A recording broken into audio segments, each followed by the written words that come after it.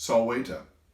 We're picking it up again in Book 16 of Samuel Clarke's Latin translation of the Greek epic poem by Homer, the Iliad.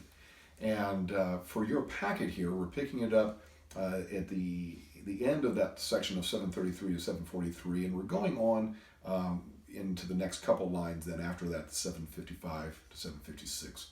So picking it up with ambo autem.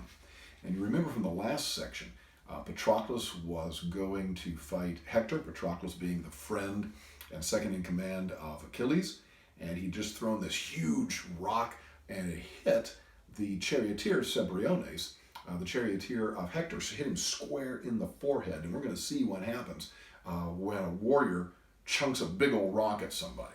It says, ambo autem supercilia confregit lapus. The stone broke both his eyebrows.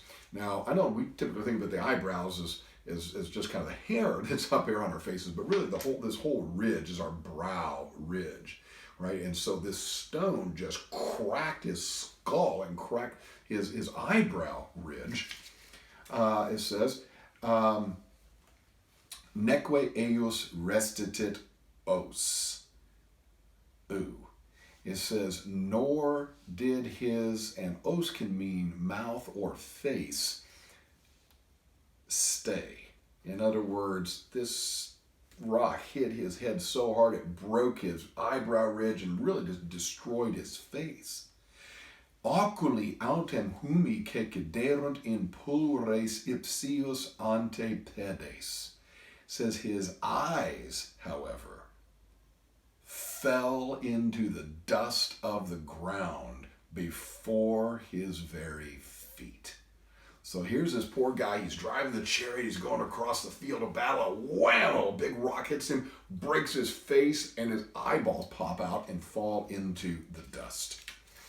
Ipse vero, meaning Cebriones, the guy himself, ipse vero, urinatori similis, like a diver. Urinator means somebody who dives off of a cliff into the ocean. It says he himself, truly like a diver, decedit ab affabre facta sela. Says he fell down from the seat, in other words, where he was in the chariot, that had been made by an artisan or by a craftsman. So there's this beautiful chariot he's driving. It kind of doesn't matter now because he gets pitched head forward out of it. And it says, liquidque ossa anima. And it says his anima, his soul, left his bones, which is a very poetic way of saying he died. So let's go back over that to make sure we got that clearly. It says, the stone, however, broke both his eyebrows, nor did his face remain. His eyes, however, fell into the dust of the earth before his very feet. He himself, truly, like a diver, fell from his seat that was made by a craftsman, and his spirit left his bones. And then it goes on from there. I want to make sure we got that section, and these next two lines really go with it. Hector vero ex ultra parte ab equis desilit in terra. Hector, truly, from his part, or from the other side of the field, he jumped down from his horses onto the ground. And that's just like that line up above, really describing Patroclus. And it says, he duo de Cebrione leones tanquam pugnabant. And these two, meaning Patroclus and Hector, they fought de Cebrione, they fought about Cebriones, tanquam leones, as if they were lions. Because here's the thing, when somebody fell in battle, what would often happen, the guy who killed him had the right to go and we say despoil the body. And what that means, you would take something from the corpse. If he's got a really cool sword or a nice piece of armor or a helmet, you would take that as your prize for having killed this guy.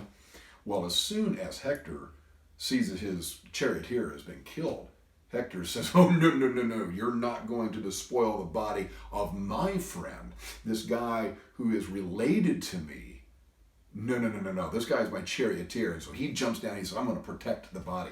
And Patroclus says, oh, no. I killed him fair and square, and I am going to take the stuff from his body. And so now these two, Patroclus and Hector, come together to fight over Cebriones. So make sure we've got those last two lines. It says, Hector truly, from the other part, or the other side, jumped down from his horses onto the ground.